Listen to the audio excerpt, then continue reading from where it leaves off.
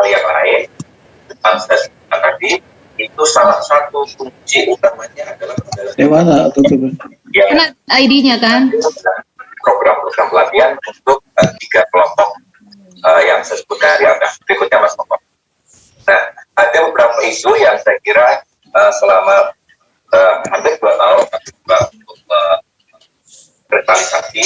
Yang pertama itu saya manusia jika pemerintah itu masih terbatas pada jumlahnya.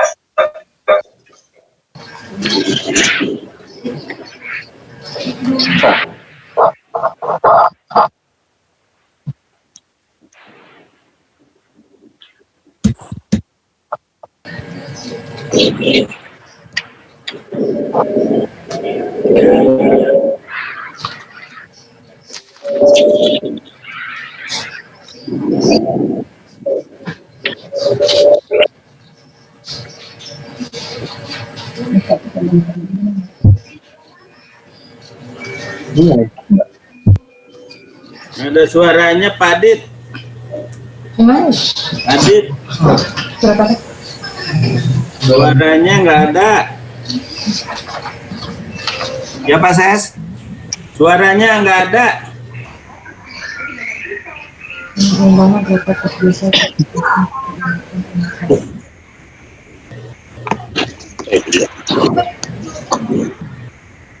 Ini Ustadz Ibnu malah yang nongol. Nggak ada suaranya, Bos.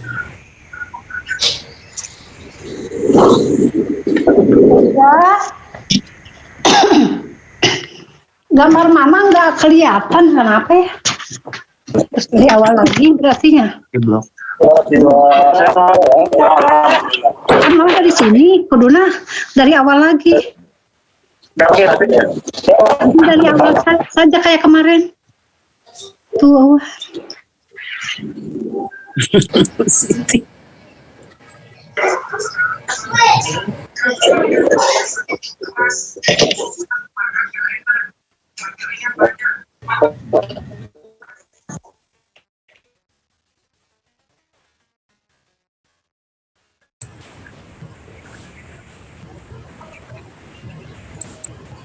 Izin Pak Ses, apa kita bisa dimulai saja Pak Ses?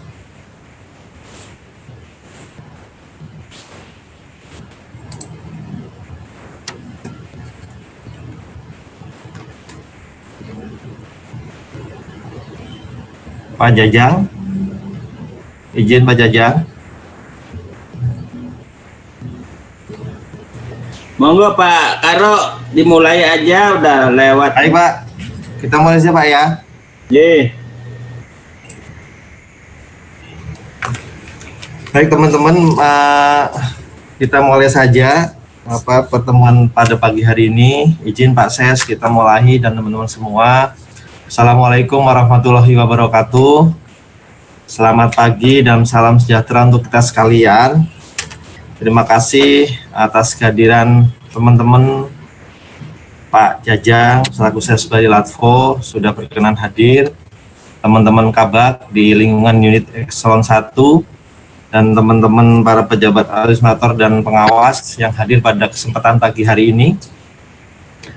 Perlu kami sampaikan teman-teman bahwa pada pagi hari ini sesuai agenda kami terkait rencana kami yang sudah membuat jadwal untuk sosialisasi terkait jabatan fungsional yang nantinya akan kita usulkan dan kita kemarin sudah inventarisasi jabatan-jabatan fungsional yang sudah kita sampaikan nanti ke Menpan. Tentunya sambil perjalanan waktu bahwa SOTK kita sudah berproses pembahasan di Menpan sambil menunggu SOTK itu sudah di ACC atau diberikan persetujuan dari Menpan RB. Untuk mengisi waktu ini kami mencoba untuk mensosialisasikan terkait JF-JF tersebut. Nanti rencana ada 13 JF yang akan kita sosialisasikan karena kemarin juga kami berkoordinasi dengan JF pembina dan memang waktu narasumber yang ada di sana tentunya menyesuaikan dengan mereka. Dan kami baru dapat beberapa jadwal dengan para narasumber tersebut.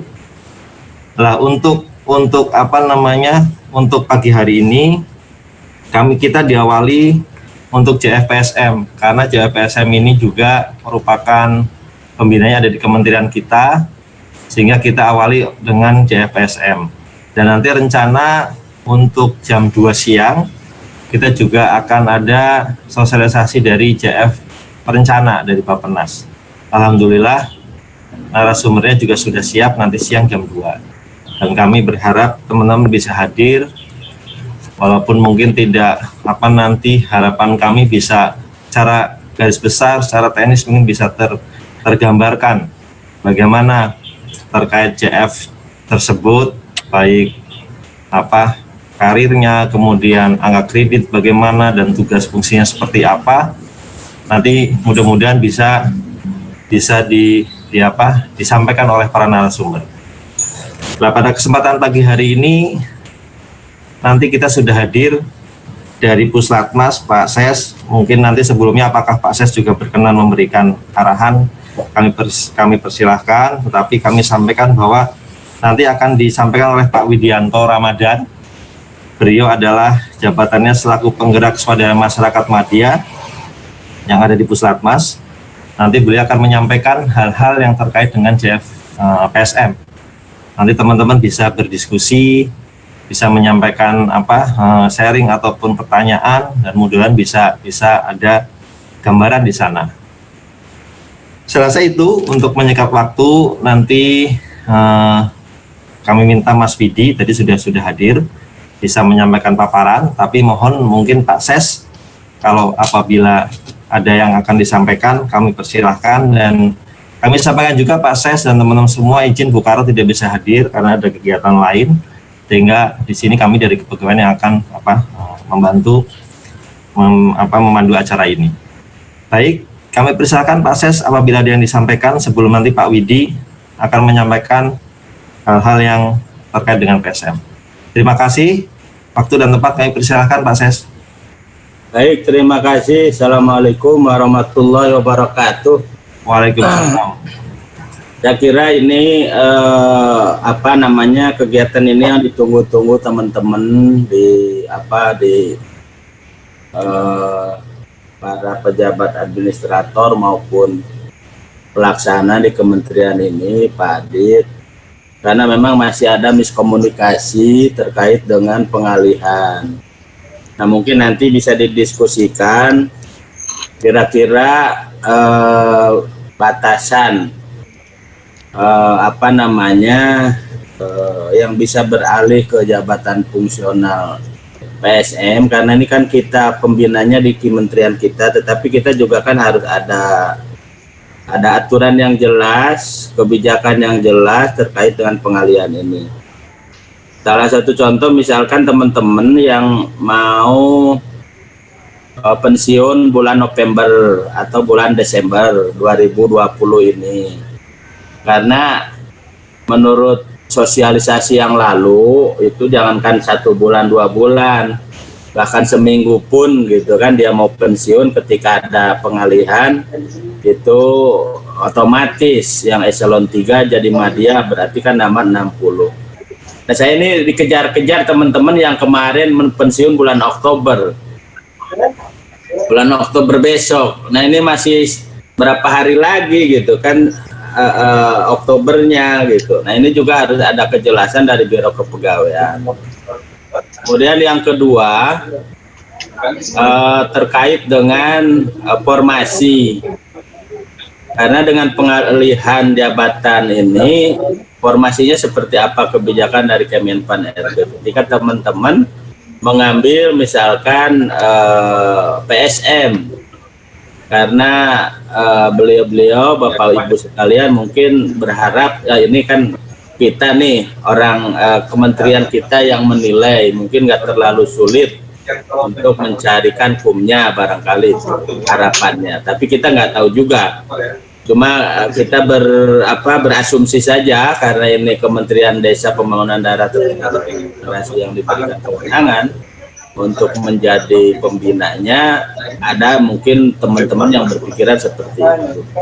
Itu juga harus jelas formasi jenjang jabatan tiap kelas jabatan, PSM muda, PSM Madya maupun utama. Nah, kalau memang juga teman-teman saya sampaikan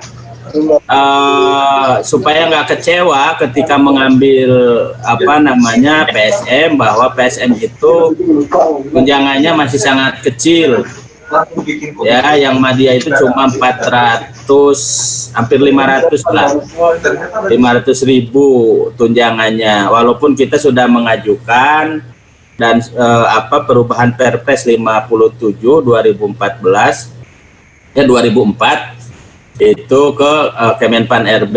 Prosesnya sudah dibahas juga dengan Kementerian Keuangan.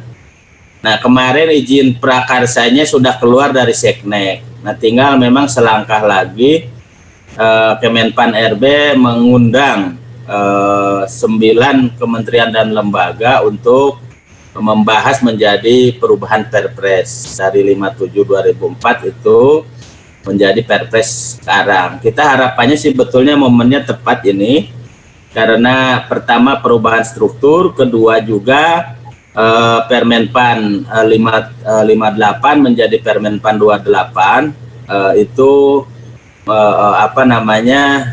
ada kelas jabatan utama, itu juga belum ada tunjangan jabatannya. Mungkin ini sebetulnya prosesnya, cuma karena Kemenpan RB ini mungkin numpuk gitu ya, terkait dengan reorganisasi berbagai kementerian, mungkin itu agak ini. Kita juga ngejar-ngejar, bahkan kita berinisiatif untuk mengundang, tetapi karena kewenangannya ada Kemenpan RB, tinggal nunggu aja. Nah, jadi kita agak ini juga, artinya kan punya kewenangan di sana. Nah, mudah-mudahan ini tidak juga teman-teman menjadi kecil hati gitu kan. Di sisi lain ini pembinanya kita, tapi di sisi lain tunjangan jabatannya sangat-sangat tidak sesuai lagi lah. Orang 2004 ini sekarang udah 2020 gitu. Dan 16 tahun yang menjadi 26 tahun. Itu teman-teman kami informasikan terkait dengan hal itu. Tapi mudah-mudahan perjuangan kita bisa segera terrealisasi di 2020 atau 2021 paling lambat. Mudah-mudahan sesuai dengan momennya. Nah, kemudian yang ketiga, nanti Mas Widianto mungkin akan menyampaikan juga bagaimana peluang-peluang yang bisa diambil dari jabatan fungsional PSM ini. Karena apa? Jabatan fungsional PSM ini mempunyai 3 tugas pokok fungsi, yaitu menyuluh, melatih, dan juga mendampingi. Nah, mendampingi dalam artian di desa itu sangat luas sekali lapangan pekerjaannya. Jadi itu mungkin beberapa hal yang bisa saya sampaikan sebagai pengantar untuk bahan diskusi pada webinar pagi ini. Terima kasih. Assalamualaikum warahmatullahi wabarakatuh. Waalaikumsalam warahmatullahi wabarakatuh. Terima kasih Pak Ses sudah menyampaikan arahan dan juga sedikit motivasi buat kita semua. Perlu kami sebelum ke Pak Widi, mungkin perlu kami sampaikan juga Pak Ses terkait tadi beberapa poin yang Pak Ses sampaikan terkait teman-teman yang nantinya memang pada saat penyetaraan ini ada beberapa yang sudah akan pensiun, misalnya di bulan Oktober ataupun September. Nah, memang kita semua proses menunggu dari Menpan RB. Tentunya apabila intinya bahwa apabila nanti pada saat yang bersangkutan misalnya pensiun di 1 Oktober dan itu belum turun referensi dari Menpan RB, tentunya yang bersangkutan pensiun Pak Ses. Itu intinya bahwa mudah-mudahan ini bisa, kalau teman-teman yang mungkin September, November itu mungkin insya Allah masih bisa ngejar untuk mereka bisa ikut penyetaraan. Kemudian terkait formasi, jadi kemarin dengan Menpan RB, formasi terkait dengan sistem penyetaraan ini kita tidak menggunakan formasi Pak Ses. Jadi semua akan kita tampung dan kita akan alihkan sesuai dengan kebutuhan organisasi. Jadi intinya bahwa tidak menggunakan harus ada formasi berapa sampai tidak boleh melebihi formasi ataupun tidak, itu kita abaikan karena memang ini sistem penyataran adalah sistem yang memang seperti reward lah, seperti mudah dibuat mudah untuk teman-teman semua. Jadi contohnya apabila teman-teman yang pengawas tentunya dia akan ahli pertama, dan kemudian untuk administrator eselon 3 dia pasti tentunya menjadi ahli media. Itu Pak Ses. Kemudian terkait tunjak, betul disampaikan Pak Ses, izin prakarsa sudah keluar, tinggal nanti prosesnya penyerasian dengan teman-teman terkait, sehingga pada saat nanti pelaksanaan di tahun 2021, karena targetnya adalah semua ini sudah berjalan di 2021, semua tunjangan tadi sudah bisa disesuaikan tentunya. Harapannya seperti itu. Intinya itu, terima kasih Pak Ses untuk arahannya. Untuk menyingkat waktu, kami persilahkan dari Puslatmas Pak Widi yang mewakili Bukapus. Kami persilahkan untuk menyampaikan informasi ataupun sosialisasi paparan yang bisa disampaikan kepada teman-teman. Saya rasa itu, terima kasih Pak Ses, Pak Widi, kami persilahkan waktu dan tempat. Baik, terima kasih Pak Kabak Kepegawaian, Sekjen Pak Adit. Yang saya hormati, izin Pak Ses, Pak Jajang, Ses Balilarvo untuk menyampaikan materi terkait dengan penggerak swada masyarakat yang merupakan pembinanya adalah di Kemendes. Ya, izin Pak Ses. Lalu kepada Bapak Ibu sekalian, para pejabat eselon 3 dan 4 yang saya hormati, yang mudah-mudahan nanti di PSM dalam penyetaraan sesuai dengan Permenpan 28 tahun 2019. Nah, di sini saya akan sedikit menggambarkan terkait dengan PSM secara umum ya. Perkenalkan, nama saya Widianto Ramadan, saya PSM Media dari Puslatmas. Dari awal saya PNS adalah jadi PSM. Jadi saya belum merasakan jabatan-jabatan lain selain PSM ya. Jadi saya awalnya di Transmigrasi, Balai Latihan Masyarakat Transmigrasi di Denpasar selama 5 tahun, lalu pindah ke Jakarta. Nah, sekarang jadi di Puslatmas. Ya. Nah, terkait dengan PSM memang awalnya adalah dulu di Transmigrasi ya Bapak Ibu sekalian. Nah, kemudian pada saat 2015 pindah ke Kemendes, pembinanya menjadi Kemendes. Pohon Natal ya. Ya kan, mohon izin untuk share screen paparan saya.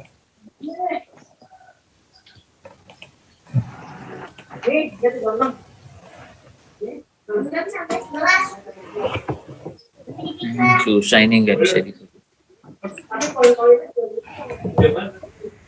Gimana Bapak Ibu sekalian ya, sudah terlihat ya.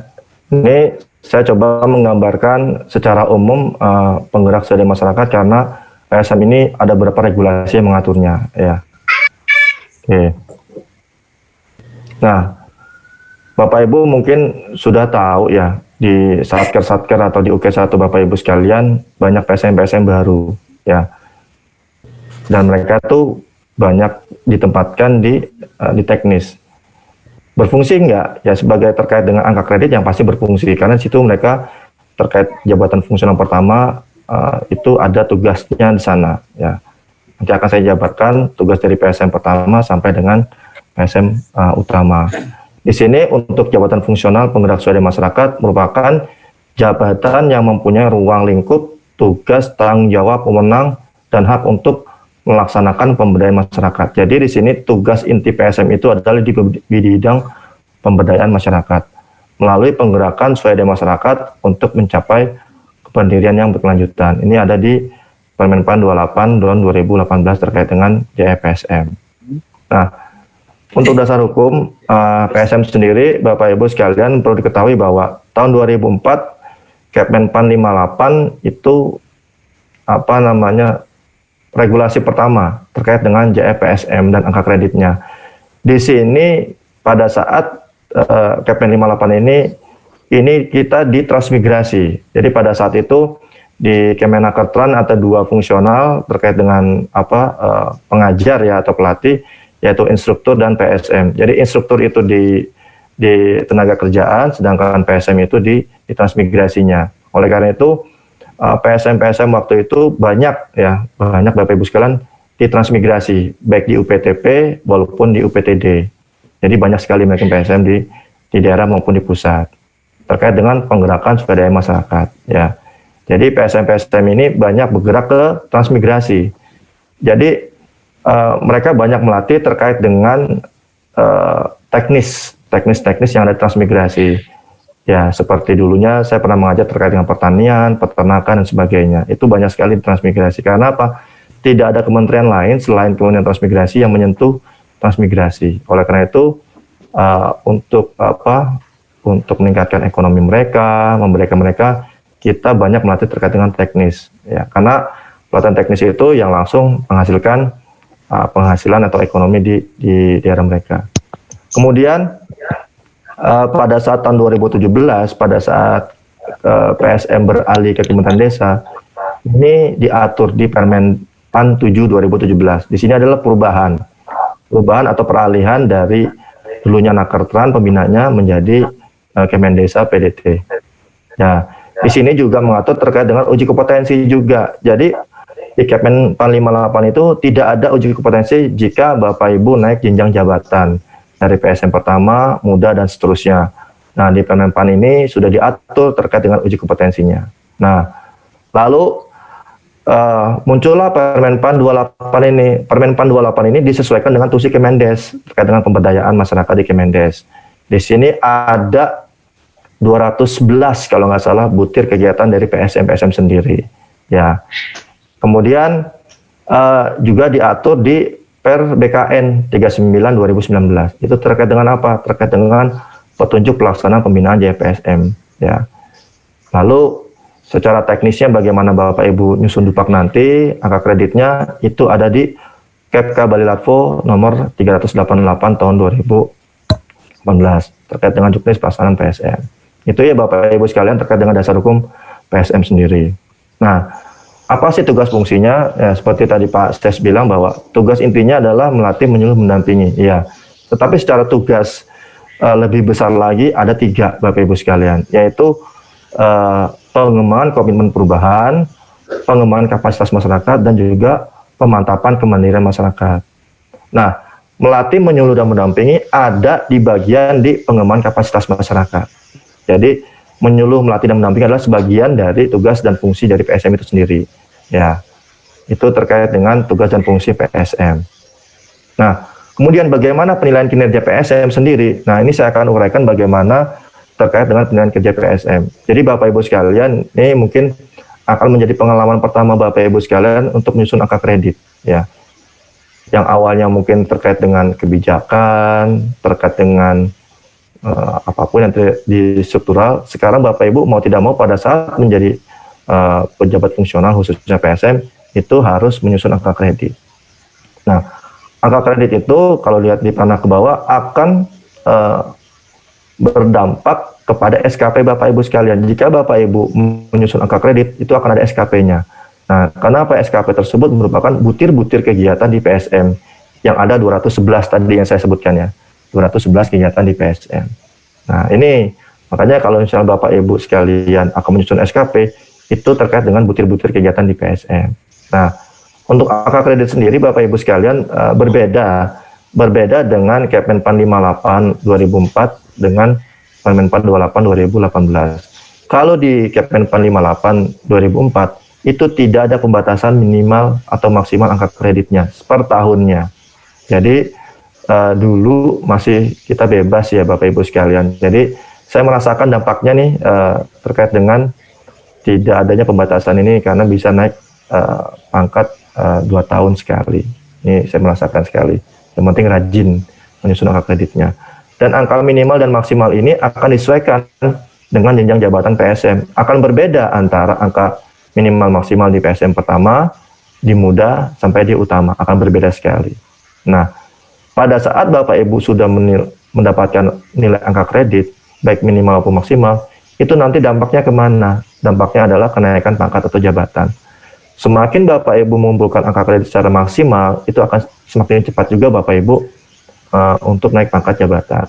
Jadi dengan kondisi angka minimal maksimal sekarang, tidak seperti yang lalu bisa 2 tahun sekali naik pangkat. Sekarang itu kalau dilihat dari polanya adalah 3 tahun naik pangkat, 2 tahun naik pangkat, 3 tahun naik pangkat. Itu polanya, 3, 2, 3 dan sebagainya. Mas Den. Gitu ya, itu perbedaan dengan yang dulu. Kalau sekarang polanya adalah 3, 2, 3. Kalau misalnya Bapak Ibu rajin mengumpulkan angka kreditnya. Nah, pangkat dan jabatan itu dampaknya kemana? Yang pasti, seperti Pak Jajang bilang bahwa memang sampai sekarang ini di Perpres 63 2007 terkait dengan tunjangan PSM itu masih belum berubah. Mudah-mudahan kita tunggu saja ada perubahan kenaikan tunjangan jabatan PSM. Sekarang memang perlu diketahui untuk di Perpres 63 tahun 2007 bahwa PSM pertama itu dapat tunjangannya adalah 270.000. Kalau untuk PSM muda 400.000, sedangkan madya 500.000. Sedangkan utama belum ada karena saat itu belum ada PSM utama. Oleh karena itu mudah-mudahan saja terbit aturan untuk perpresnya ya untuk tunjangan PSM yang baru ya. Jika Bapak Ibu sudah naik jenjang level jabatan yang tinggi, yang pasti akan naik juga tunjangan jabatan PSM dan juga tunjangan kinerja. Kalau diketahui untuk PSM pertama sendiri, tunjangan kinerjanya itu adalah 8, di grade 8 ya Bapak Ibu sekalian. Untuk PSM muda itu di grade 10, madya di grade 11, dan utama di grade 14. Nah ini pada saat Bapak Ibu menjadi utama, ini grade-nya sudah luar biasa karena secara ekonominya itu 2 kali lipat dari tunjangan PSM madya. Ya, jadi siapa sih yang akan mendapatkan PSM utama? Nanti akan saya jelaskan secara rincinya. Nah, di sini Bapak Ibu sekalian jenjang jabatan PSM ya. Dari PSM pertama sampai ke utama. Ya, saya bilang tadi bahwa untuk PSM ahli utama ini baru terbit atau baru muncul di Permenpan 28. Sebelumnya tidak ada. Alhamdulillah sudah ada 1 orang di Kemendes kita, di kementerian kita menjadi PSM ahli utama. Jadi kalau Bapak Ibu ingin naik jenjang jabatan dari PSM pertama ke muda, muda ke madya dan seterusnya, itu berdasarkan angka kredit. Saya bilang tadi di awal adalah penilaian kinerja terkait dengan angka kreditnya. Jadi semakin Bapak Ibu rajin mengumpulkan angka kreditnya, akan semakin cepat pula naik pangkat atau jabatannya. Ya. Nah, bagaimanakah unsur-unsur kegiatan di PSM ahli? Ya, karena di sini ada ahli dan terampil. Terampil itu sampai 2023 masih berlaku.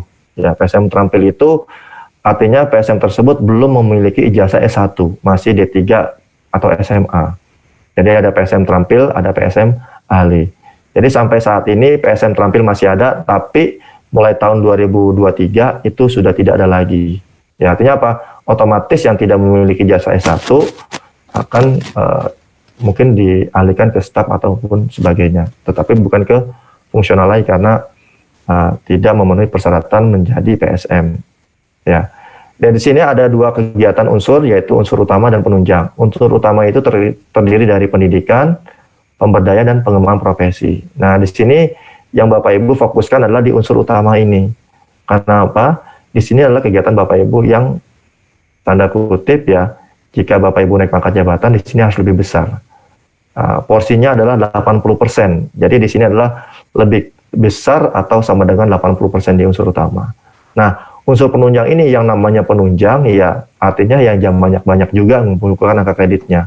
Nah, di sini ada 7 kegiatan di unsur penunjang. Yang pertama yaitu menjadi pengajar atau pelatih pada diklat. Kalau misalnya Bapak Ibu mengisi diklat di ASN dan sebagainya, itu masuk unsur penunjang. Lalu peran serta dalam seminar, lokakarya, konferensi, ataupun sosialisasi. Jadi kalau sosialisasi dan sebagainya, Bapak Ibu masuk ke dalam seminar lokakarya, itu masuk penunjang juga. Nah, menjadi peran serta ini, menjadi peserta, menjadi narasumber, atau moderator, itu nilainya besar sekali. Jadi di penunjang ini nilainya agak lumayan besar dibandingkan unsur utama. Ya, tapi posisinya jangan besar-besar kalau mengajukan angka kredit, karena hanya 20% saja. Ingat, yang utama 80%, yang penunjang 20%. Ya. Yang ketiga adalah keanggotaan dalam organisasi profesi. Profesi di sini adalah profesi di PSM sendiri. Jadi kita punya organisasi namanya IPSMI, ya, Ikatan Penggerak Swadaya Masyarakat Indonesia. Itu kalau misalnya Bapak Ibu menjadi ketua, sekretaris atau anggota, itu ada angka kreditnya masing-masing. Yang keempat, keanggotaan dalam tim penilai. Penilaian di sini adalah menjadi tim penilai angka kredit. Ya, angka kredit. Jadi angka kredit ini Bapak Ibu sekalian, setahun itu di Puslatmas itu ada 2 kali penilaian periodenya ya. Jadi penilaian Januari, Juni itu dinilai bulan Juli, sedangkan Juli sampai Desember dinilai oleh bulan Januari tahun berikutnya. Itu 2 kali penilaian.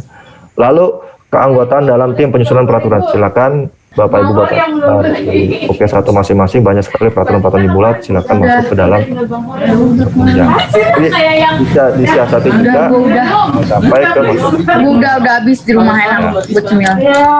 Yang keenam yaitu perolehan penghargaan tanda jasa.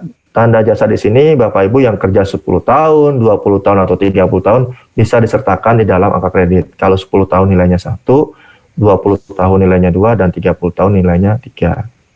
Yang ketujuh adalah perolehan ijazah atau gelar lainnya. Di sini Bapak Ibu sekalian, nanti saya jelaskan apa bedanya pendidikan di unsur utama dengan ijazah atau gelar lainnya ini. Perbedaannya di mana? Oke, nanti akan saya jelaskan. Nah, di sini unsur utama PSM itu yang saya bilang tadi terkait dengan pendidikan. Nah, pendidikan di sini ada tiga sub-unsur, yaitu pendidikan sekolah atau ijazah ya, nanti Bapak Ibu mendapatkan ijazahnya, itu masuk unsur pendidikan. Lalu yang kedua diklat fungsional atau diklat teknis. Jadi PSM ini yang baru bergeser atau nanti saya tidak tahu apakah harus diklat lagi. Nah, ini ada kasus juga di Bapak Ibu diklat teknis. Yang ketiga adalah diklat prajabatan. Jadi sebagai baru ya PSM, PPNS ini untuk diklat jabatan pun ada akreditasi. Yang kedua terkait dengan pemberdayaan masyarakat yang saya sebutkan di depan. Dan yang ketiga adalah pengembangan profesi. Nah, di sini sebenarnya nilai yang paling besar Bapak Ibu sekalian untuk mendapatkan nilai akreditasi pengembangan profesi. Tetapi caranya pun agak susah juga karena ada 3 di sini kegiatannya, yaitu pembuatan karya tulis atau karya ilmiah di bidang penggerakan masyarakat. Jadi Bapak Ibu menyusun KTI-nya. Nah, untuk terkait dengan KTI itu sudah ada Permendesnya yang diatur oleh Permendes 8 tahun 2020 terkait dengan pedoman penyusunan KTI. Jadi kalau Bapak Ibu ingin mendapatkan angka kredit yang banyak, silakan nyusun KTI, tetapi sesuai dengan Permendes 8 2020. Yang kedua yaitu penerjemahan atau penyaduran. Jadi Bapak Ibu menyadur buku, artinya apa, buku yang sudah ada Bapak Ibu tulis lagi dan disisipkan dengan ide-ide dari Bapak Ibu sekalian. Ya. Yang ketiga adalah, ini mungkin banyak sekali di UK1 teknis terkait dengan penyusunan pedoman, terkait dengan penyusunan juklak, maupun penyusunan juknis di bidang pemberdayaan. Silakan Bapak Ibu ajukan, karena ini nilainya untuk penyusunan pedoman, juklak, dan juknis itu nilainya besar. Nilainya 4, 6, dan 8. Nilainya besar. Sedangkan yang lain mungkin perlu Bapak Ibu tahu ya, pada saat Bapak Ibu nanti jadi fungsional, nilainya banyak tuh 0, sekian, 0, sekian gitu ya. Nah, kalau di pengembangan profesi, nilainya memang besar semua. Ya. Nilainya enggak 0, ya, tapi sudah satuan. Nilainya 2,5, 3,5, 4, 6, dan 8. Sampai pun ada yang 12. Nah, terkait dengan unsur pendidikan, di sini unsur pendidikan S1 nilainya 100, S2 150, dan S3 200. Jadi pada saat Bapak Ibu sudah S2, sebenarnya ini nilainya 150, bukan 250 ya. Bukan S1 100 ditambah nanti S2 150, bukan, tetapi selisihnya ditambahkan saja. Jadi tinggal 100 karena Bapak Ibu S2 dapat 150, berarti ditambahkan 50 dan seterusnya. Lalu Bapak Ibu nih kalau misalnya menjadi PSM ikut diklat fungsional atau diklat teknis menjadi PSM atau bimbingan teknis ya. Jadi kalau Bapak Ibu ada kegiatan bimbingan teknis dan sebagainya itu masuk ke diklat teknis masukannya. Kalau masuk sosialisasi itu masuk ke penunjang menjadi peserta atau moderator ataupun narasumber. Nah, nilai angka kreditnya memang kecil nih Bapak Ibu sekalian, 0,025 per JP, jam pelajaran. Nah, kalau satu hari kita asumsikan ada 8 JP, satu hari ya Bapak Ibu sekalian. Kemudian untuk diklat prajabatan untuk anak-anak yang masih baru, di sini walaupun berapa bulan, walaupun berapa hari atau minggu, tetap nilainya adalah nilainya 2 ya.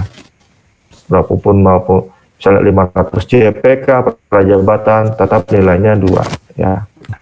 Itu terkait dengan pendidikan. Lalu terkait dengan unsur pemberdayaan masyarakat, perubahan kapasitas masyarakat dan juga kemandirian masyarakat. Ini tugas-tugasnya banyak nih Bapak Ibu sekalian. Di sini di TUSI PSM ini kurang lebih ada 172 ya. Ada 172 kegiatan PSM di sini, baik dari pertama sampai dengan utama. Nanti saya akan jabarkan berapa sih yang di pertama sampai ke utama ya. Nah, di sini. Jadi di bidang pemberdayaan ternyata untuk PSM ALI pertama itu ada 35 uraian jabatan. Bapak Ibu, di sini yang saya jelaskan ini ada di luar dari pendidikan, pengembangan profesi maupun di unsur penunjang. Di luar itu, di sini terkait dengan kegiatan di unsur pemberdayaan masyarakat. Untuk PSM ALI Muda 49 uraian kegiatan, sedangkan PSM ALI Madya 55, paling banyak di Madya ya. Jadi Bapak Ibu yang eselon 3 ingin penyetara menjadi PSM, ini paling banyak nih ya, ada 55 uraian kegiatan. Yang terakhir adalah PSM ALI Utama, hanya 33. Tetapi memang di PSM ALI Utama itu walaupun 33 uraian kegiatan, tetapi nilainya besar-besar. Namun untuk mendapatkan nilai besar itu butuh perjuangan juga, karena untuk PSM ALI Utama itu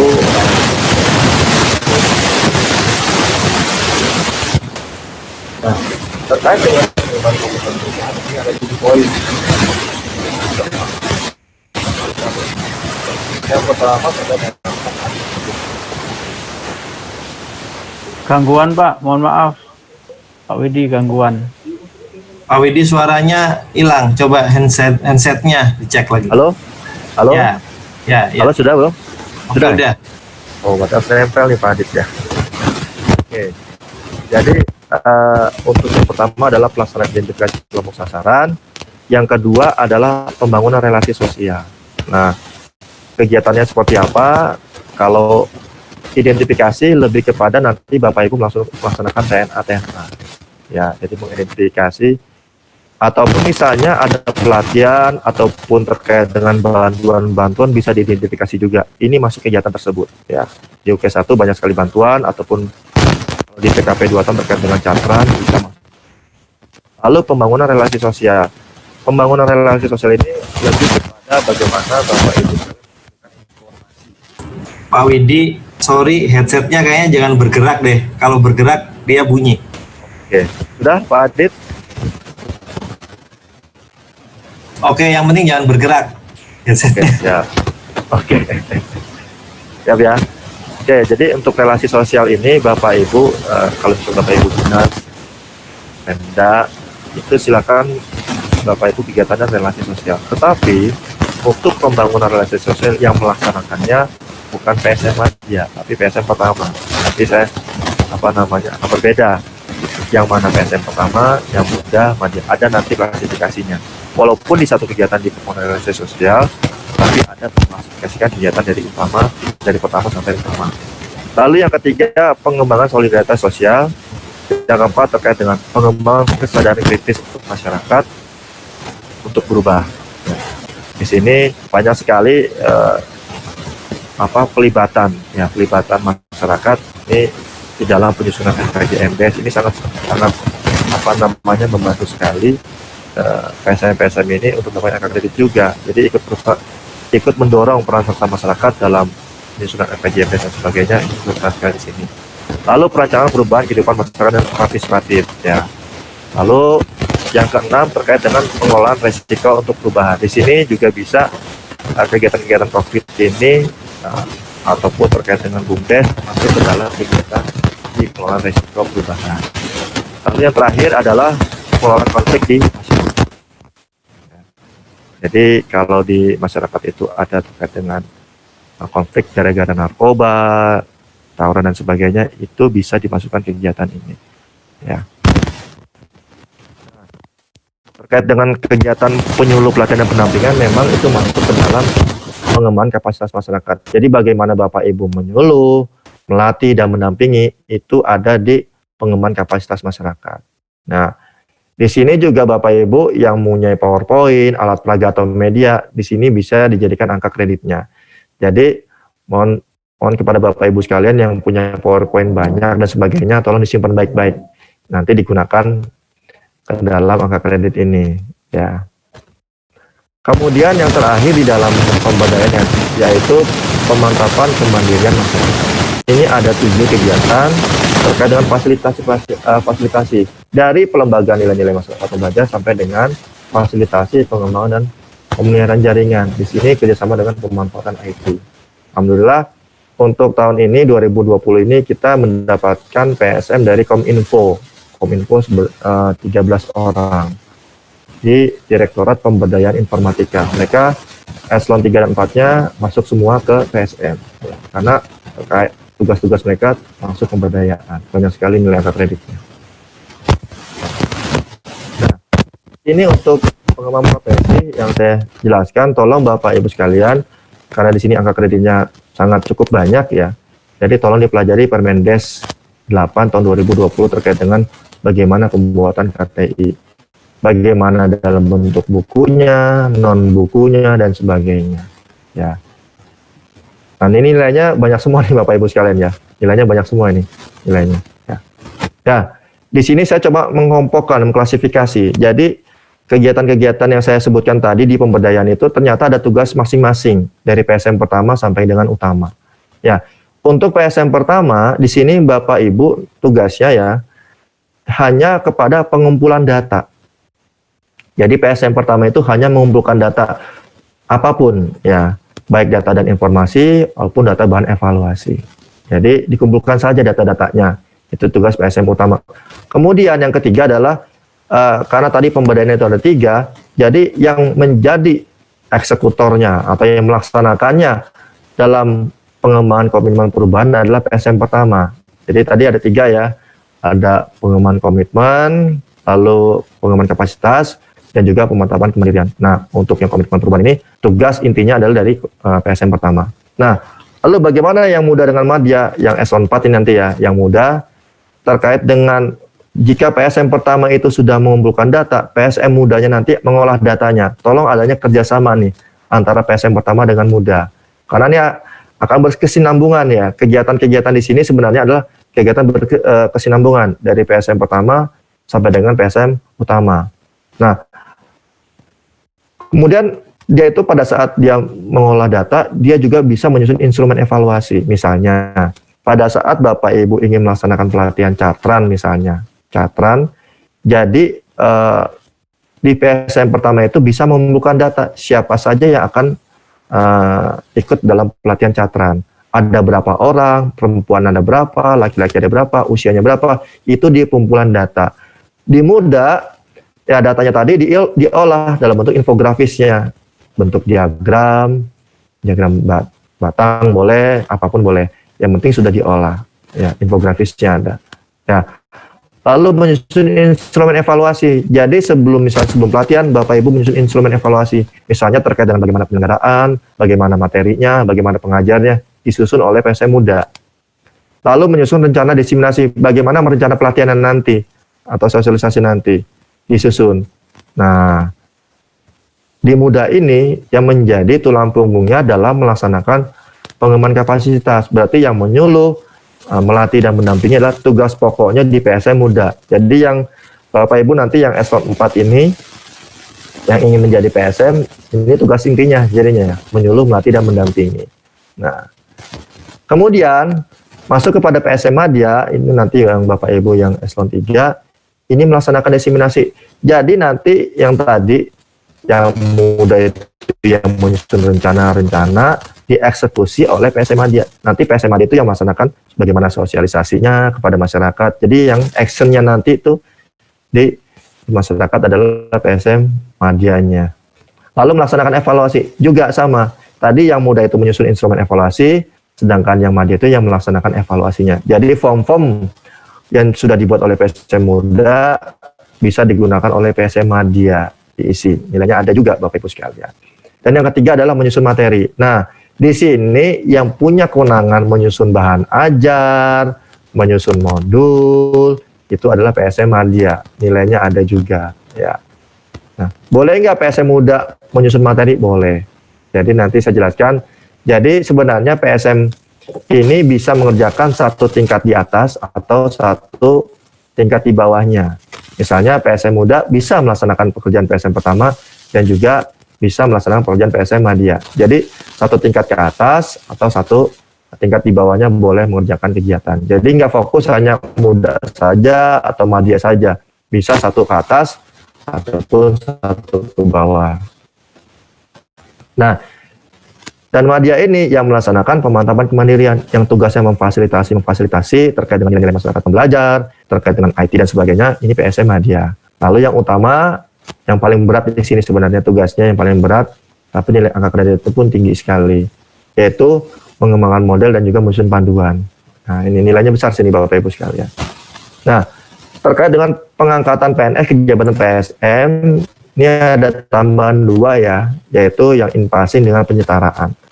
Namun di Permenpan 28 ini mengatur tiga pengangkatan PNS ke jabatan PSM yang terkait dengan yang pertama yaitu pengangkatan pertama dari CPNS. Ya.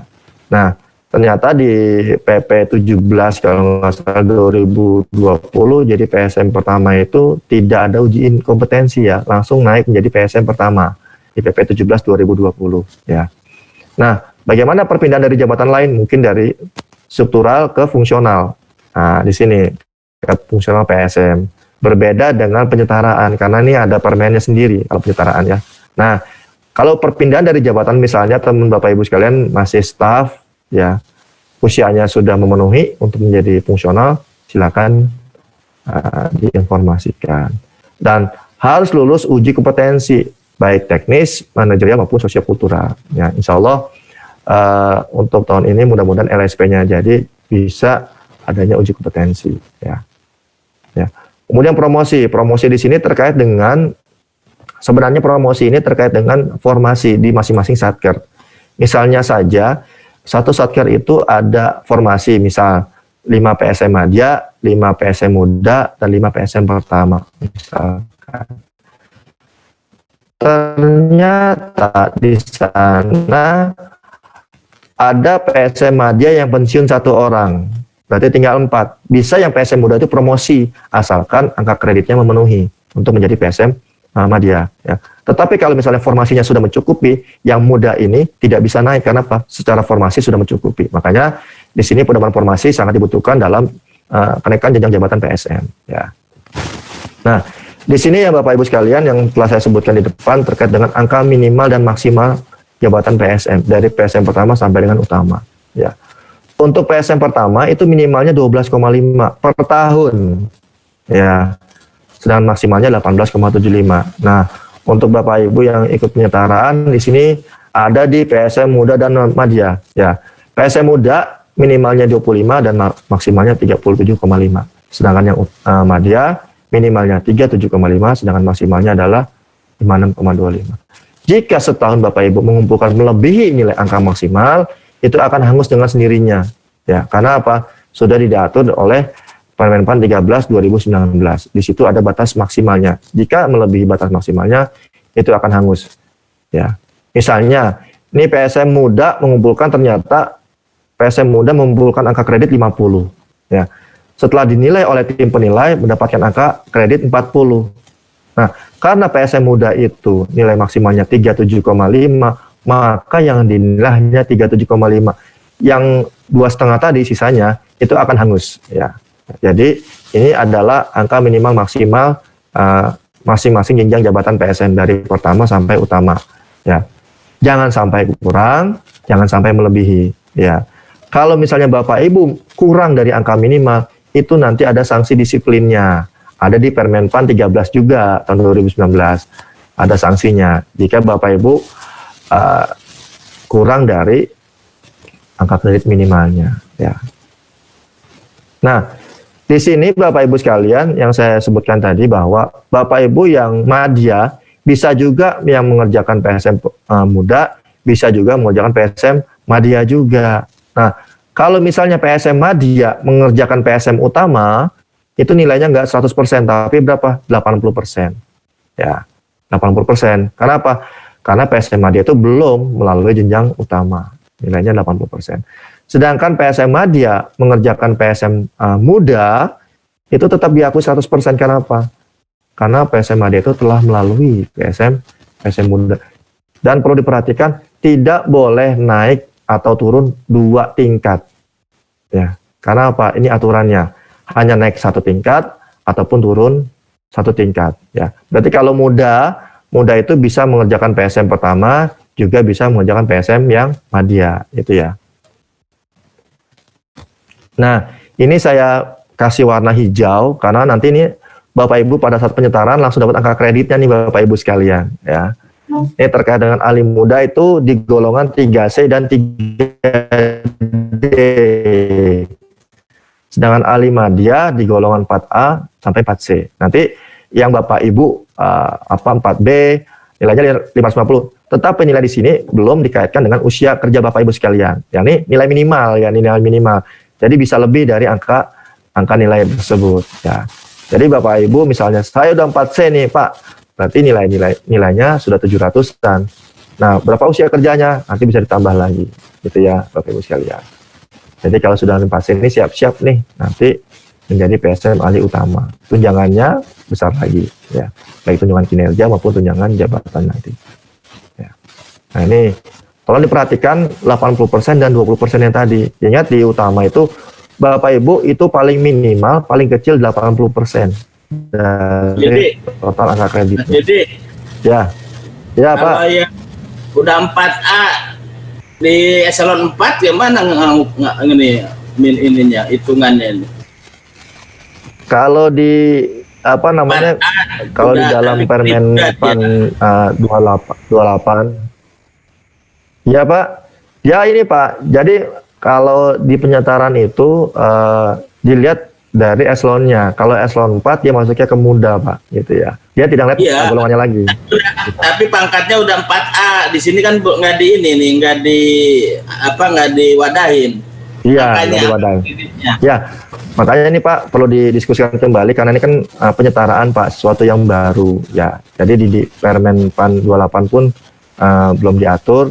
Nanti kita diskusikan Pak bagaimana baiknya, apakah 4A itu tetap ke muda ataukah ke madya. Tetapi kalau di dalam Permen Pan 28 tersebut bahwa eselon 4 itu lebih kepada muda, eselon 3 itu lebih kepada madya Pak. Itu aja Pak. Mungkin secara nanti teknisnya mungkin kita bisa atur bersama. Tetapi secara permennya seperti itu diaturnya. Itu Pak ya. Jadi eselon 4-nya ke muda, eselon 3-nya ke madya. Ya. Atau izin sebaliknya eselon 3 tapi pangkatnya 3D. Gimana tuh Pak? Bisa tuh Pak, kalau itu bisa. Itu ada di Permen Pan 28 2020. Itu ada Pak 2019. Kalau itu bisa Pak, yang penting gini Pak. Jadi di Permen Pan 28 tersebut mengatur terkait dengan eselonisasi. Kalau eselon 4 itu masuk ke muda, sedangkan eselon 3 itu masuk ke madya. Walaupun eselon 3 itu masih 3D, karena dia itu menjadi eselon 3, dia langsung masuk ke madya. Nah, bagaimana nanti penyetaran nilainya itu mungkin nanti secara teknisnya bisa didiskusikan kembali. Secara teknisnya Pak ya, gitu. Oke Pak Widi, thank you. Siap. Nah, ini Bapak Ibu sekalian yang naik jabatan ya. Jadi naik jabatan ini berarti terkait dengan naik jabatan di PSM-nya ya. Bukan di golongan tapi jabatan di PSM-nya. Nah, PSM yang ingin naik jabatan dari PSM pertama, muda dan seterusnya, ini syarat-syaratnya. Yang pertama yaitu telah menduduki jabatan terakhir dalam jangka waktu paling singkat 1 tahun. Ya. Misalnya tahun 2020 menjadi PSM muda. Ternyata 2021 mencukupi menjadi PSM madya, silakan saja, bisa ya, karena di sini sudah diatur asalkan nilai angka kreditnya memenuhi, gitu ya. Jadi walaupun cuma jeda 1 tahun untuk naik jabatan bisa karena diatur. Yang kedua yaitu prestasi kerja bernilai baik dalam 1 tahun. Nah, ini SKP-nya seperti apa? Ini P3-nya Bapak Ibu sekalian, nanti dilampirkan juga di sini naik jabatan ke satu tingkat di atasnya, asalkan memenuhi angka kredit kumulatif yang ditentukan. Nah, seperti ini nih, nah ini misalnya dari muda 300, dia masih ahli muda. Pada saat Bapak Ibu nilainya 400, bisa nih Bapak Ibu bisa naik menjadi madya, sesuai dengan angka kumulatif tadi. Ya. Lalu yang terakhir adalah telah mengikuti dan lulus uji kompetensi. Nah, untuk penyetaraan ini dikecualikan karena berbeda dengan syarat-syarat menjadi PSM. Karena penyetaraan otomatis yang eselon 3 dan 4 langsung menjadi PSM tanpa uji kompetensi. Ya, itu enaknya bonusnya ya. Enaknya tanpa uji kompetensi.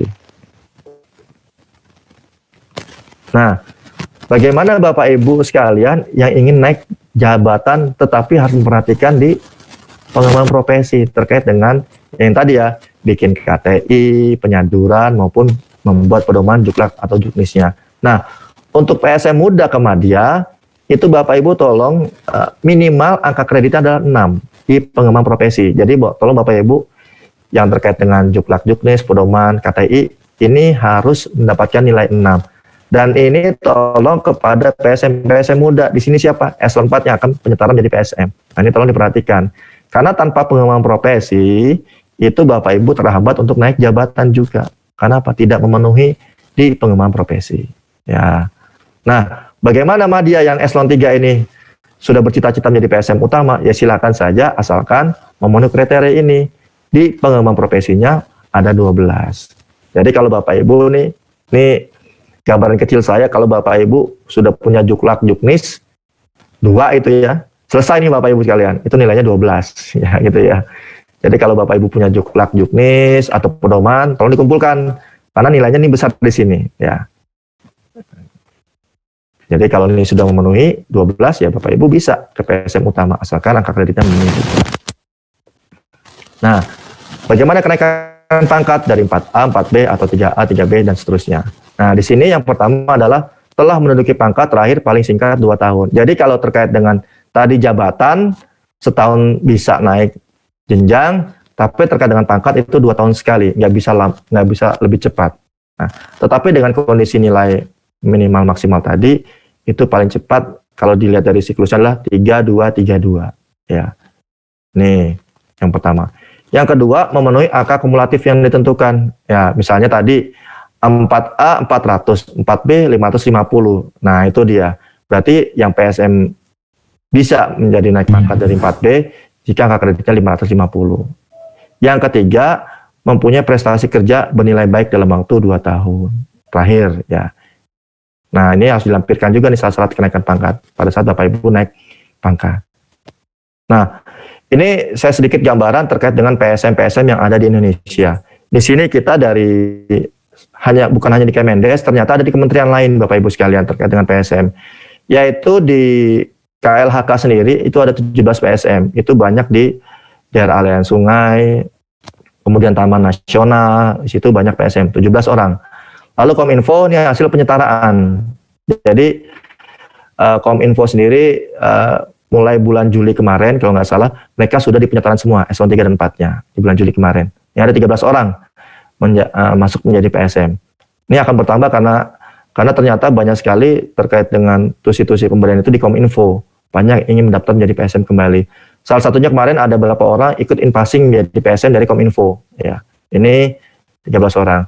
Sedangkan di Kemendes sendiri, itu ada di UK1, ada di balai-balai, itu ada 196 PSM totalnya. Ternyata yang paling banyak PSM itu ternyata di luar kementerian kita sendiri. Di dinas-dinas, itu ada 222. Ya.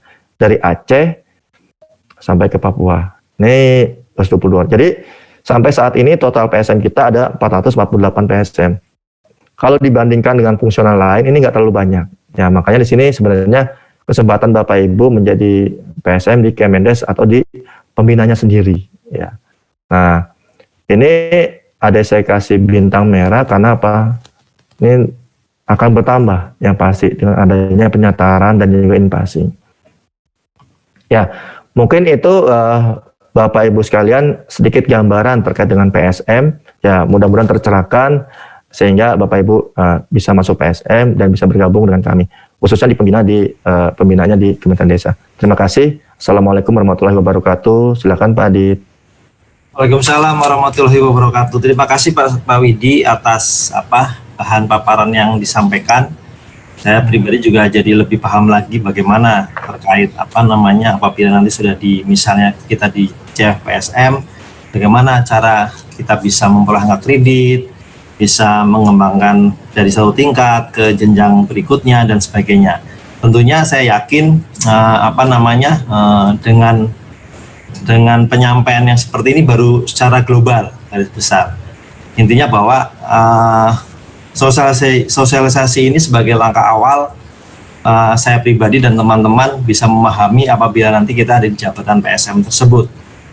Dan tentunya nanti setelah langkah-langkah ini sudah kita lakukan, tentunya setelah setelah misalnya sudah kita diangkat menjadi CFPSM misalnya, tentunya akan kita lakukan pelatihan-pelatihan dan juga sosialisasi yang lebih teknis kan gitu Pak Widi, sehingga teman-teman akan lebih paham, saya pribadi juga akan lebih paham bagaimana cara kita mengantisipasi hal tersebut nantinya di kemudian hari. Baik teman-teman, tadi sudah kita dengarkan bersama, dan juga ada beberapa juga pertanyaan di chat ini, nanti bareng-bareng akan kita diskusikan, dan tentunya di sini masih ada Pak Widi juga. Dan mungkin sebelum ke teman-teman lain bahwa memang untuk SOTK ini masih dalam proses pembahasan di Menpan, sehingga setelah itu diusulkan dan sudah disetujui oleh Menpan, tentunya kita akan menyesuaikan dengan SOTK yang baru. Tusi-tusi yang mana yang oke-oke satu yang memang sesuai dengan tusinya PSM, seperti itu. Sehingga nanti kita akan menempatkan PSM ini, JF ini sesuai dengan tusinya, sehingga nantinya tidak akan sulit tentunya Pak Widi pada saat mengumpulkan kredit. Tidak bermasalah nantinya di kemudian hari. Itu yang akan salah satu strategi yang kita lakukan di sana. Saya rasa itu, monggo silahkan teman-teman kita berdiskusi. Silahkan apabila ada yang perlu disampaikan ataupun sharing, karena memang ke depan usulan ini kan sedang berproses dan kita menunggu SOTK baru. Tentunya di sana ada hal-hal buat kami tim di kepegawaian di SDM ini untuk mengantisipasi, untuk mensiasati, sehingga intinya bahwa tidak ada yang saya pribadi sendiri dan teman-teman selaku pejabat eselon 4 dan eselon 3 tidak ada yang dirugikan di sana. Intinya itu, silahkan teman-teman kita beri kesempatan apabila ada yang memberikan pertanyaan atau masukan. Assalamualaikum. Waalaikumsalam Pak Ibnu, monggo silahkan Pak Ibnu. Assalamualaikum warahmatullahi wabarakatuh. Waalaikumsalam warahmatullahi wabarakatuh. Selamat siang, salam sejahtera untuk semuanya. Yang saya hormati Pak Ses, Pak Langsung, Pak Kabak Kepegawaian, SDM Umum, Pak Adit yang ganteng. Siap. Mas Widianto yang selalu tampil cool gitu ya. Cocok banget jadi mentor dan jadi coach yang selalu menyejukkan hati. Terima kasih atas waktunya, dan saya bersyukur bisa bergabung di kegiatan Zoom dalam rangka memberikan pemahaman tentang kegiatan-kegiatan yang disampaikan oleh Mas Widianto. Satu pertanyaan buat saya dan kepada Pak Kabak dan Mas Udin, tolong diberikan pemahaman nanti seandainya jabatan penyetaraan PSN itu sudah ditetapkan. Itu sebenarnya syarat-syarat umum administrasi untuk kelengkapan dokumen itu apa saja sih yang disiapkan? Sehingga dari sekarang barangkali calon-calon PSM penyetaraan ini mulai mengumpulkan dokumen atau persyaratan administrasi. Ya, karena kita dikejar waktu juga, organisasi ini harus tetap segera jalan, kemudian juga harus segera melakukan kegiatan-kegiatan yang bermanfaat untuk dan kita. Jadi syarat migrasinya juga sudah bisa dipenuhi, tapi actionnya, perahnya sebagai PSM itu juga bisa langsung kita lakukan. Pasnya itu terpenuhi begitu. apakah itu sifatnya pengukuhan atau pelantikan dan sebagainya. Mungkin begitu Pak Adit, Pak Ses, dan Pak Win. Terima kasih Pak Ibnu. Mungkin biar langsung satu-satu di ini aja ya Pak Widi ya, dijawab sehingga nggak numpuk. Jadi mungkin sebelum ke Pak Widi, saya selaku di Biro SDM memberikan gambaran bahwa seperti ini Pak Ibnu. Pada saat proses nanti SOTK sudah disetujui oleh Menpan, tentunya kita langsung mengusulkan JF-JF yang memang akan kita usulkan ke Menpan yang untuk mengisi masing-masing tusi di satker masing-masing. Misalnya contohnya sekarang PSM. Nah, tentunya kita akan mengisi tusi-tusi yang memang berkaitan dengan tusinya PSM tersebut. Dan pertama bahwa kita nggak melihat kuota ataupun berapa jumlah yang harus diterima. Tentunya bahwa kalau penyetaraan tidak memperhatikan itu. Dan yang kedua, penyetaraan juga tidak memperhatikan syarat-syarat seperti in-passing. Kan seperti itu, harus kita uji kompetensi dan sebagainya. Tapi otomatis seperti halnya apabila kita in-passing PSM sudah selesai, kita akan langsung buatkan SK. Tentunya juga penyetaraan seperti itu. Buatkan SK, misalnya yang eselon 4 menjadi muda dan eselon 3 menjadi madya, langsung di situ tertera angka kreditnya. Angka kredit yang memenuhi syarat sebagai JF muda dan JF madya.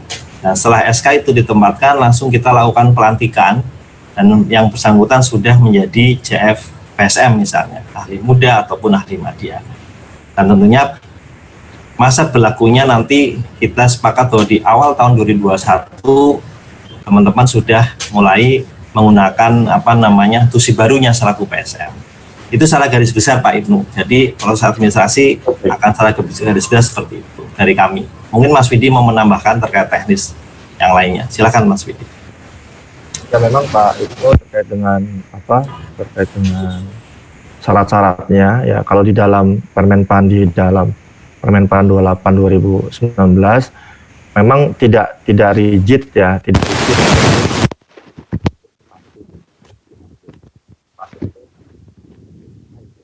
Nggak ada suaranya Wid.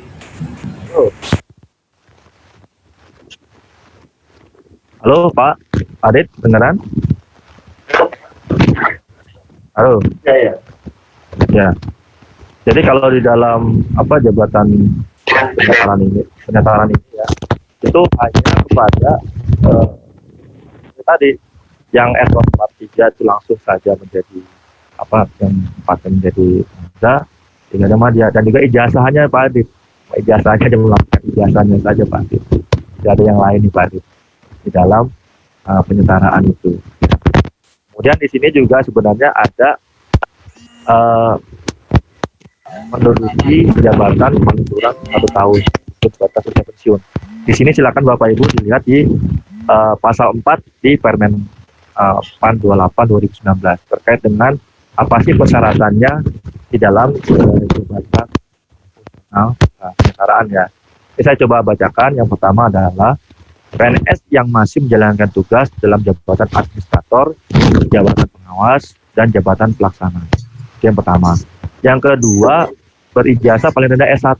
Ya, paling rendah S1.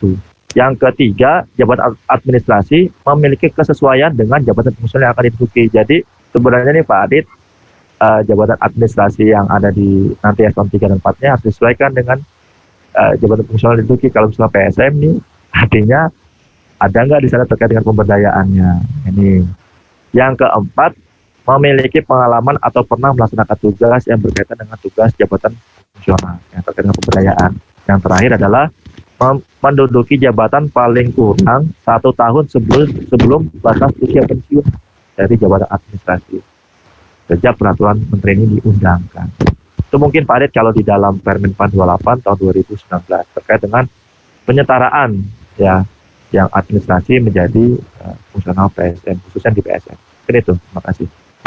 Terima kasih Mas Widi. Jadi menambahkan juga betul bahwa memang penyetaraan ini sebetulnya adalah disesuaikan dengan tusi saat ini. Tusi saat ini adalah tusi selaku pada saat eselon 4 dan eselon 3 kan seperti itu Mas Widi dan teman-teman semua. Betul. Bahwa ada juga tadi pertanyaan di chat bahwa bagaimana nih apakah yang itu nanti penyetaraan adalah sesuai tusinya saat ini ataupun background pendidikan kan seperti itu. Jadi memang yang kita lihat paling utama adalah disesuaikan dengan tusi saat ini.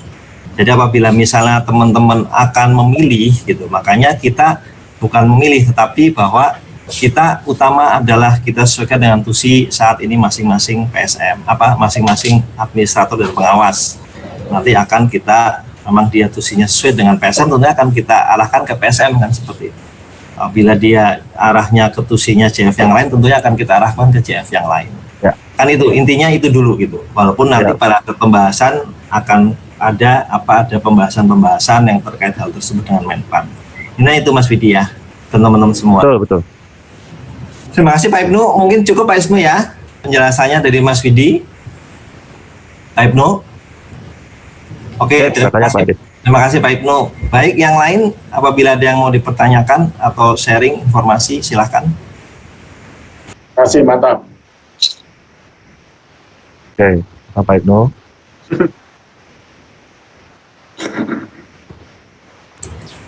Teman-teman yang lain masih ada?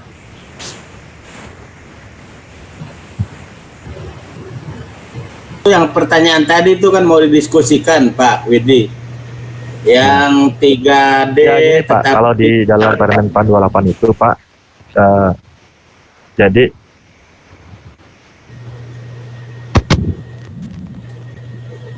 ya terus. Halo.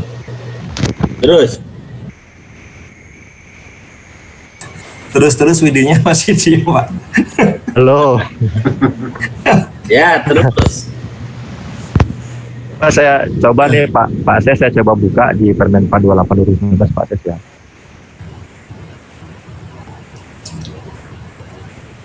Tapi ya sambil buka Pak Ses mungkin juga menambahkan Pak Ses. Kalau di Permen PAN itu kan aturan itu kan dalam keadaan normal penyetaraan. Ini kan dalam kebijakan nasional, ini kan.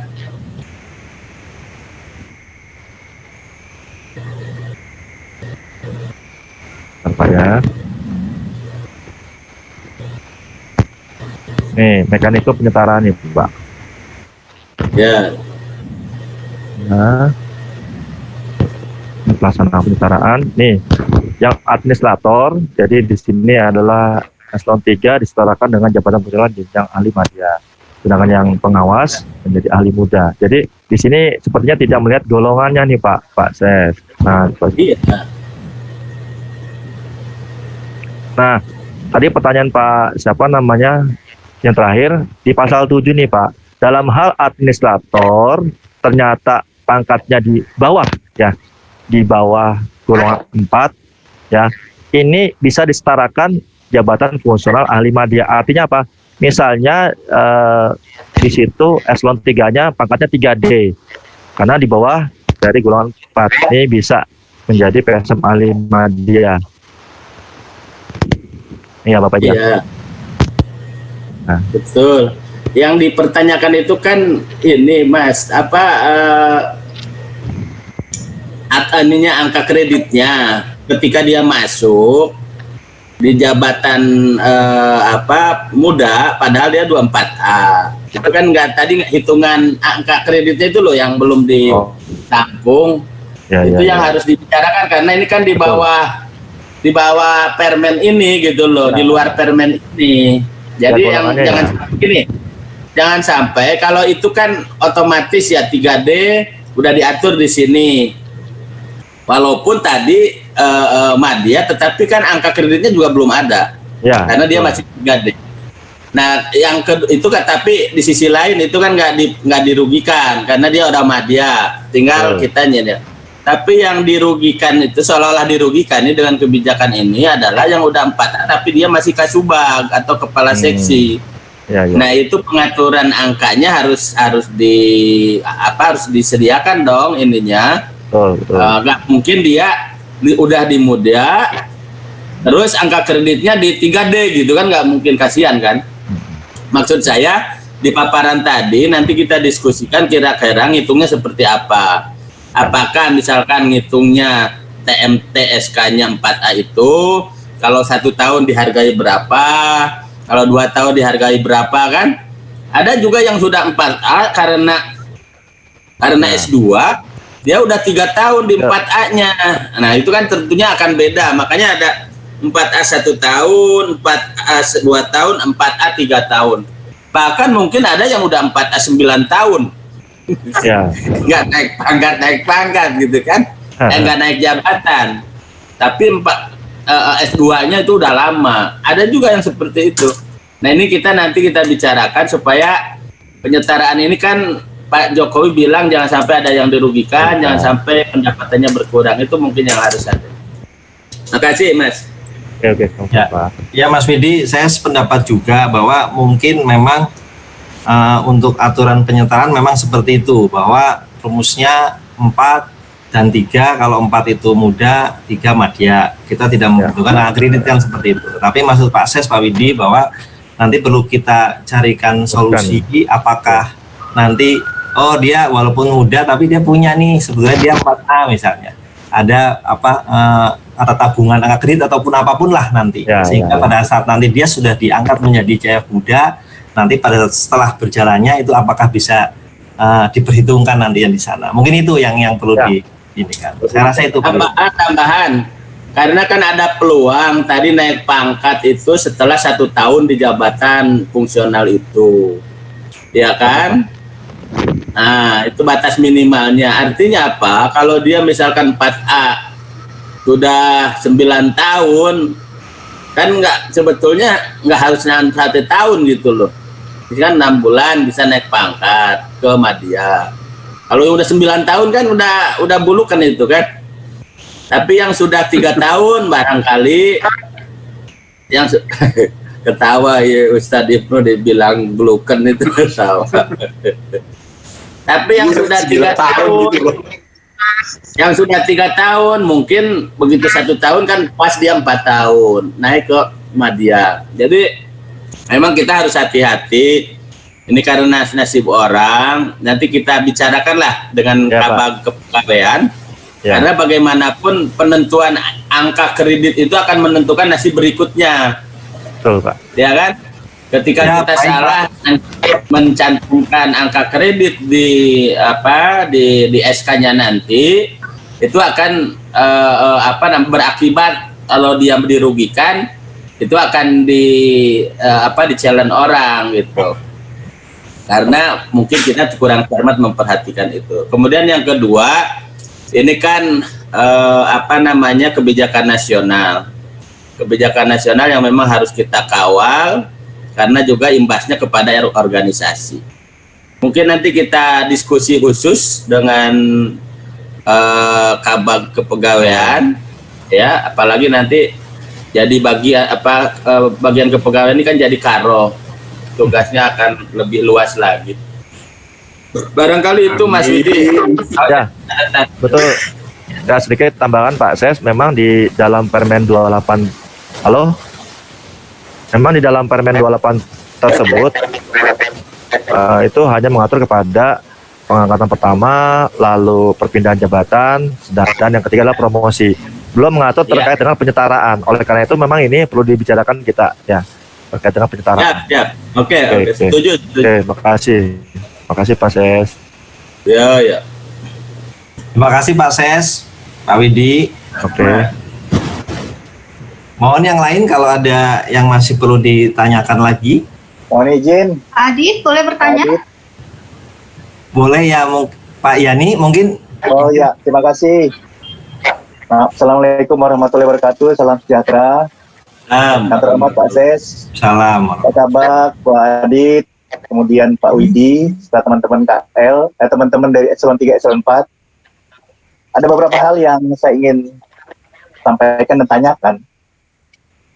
Pertama tadi sudah cukup jelas Pak Ses maupun Pak Kabag dan juga Pak Widi menjelaskan tentang Jakfum untuk ahli madya muda dan pertama.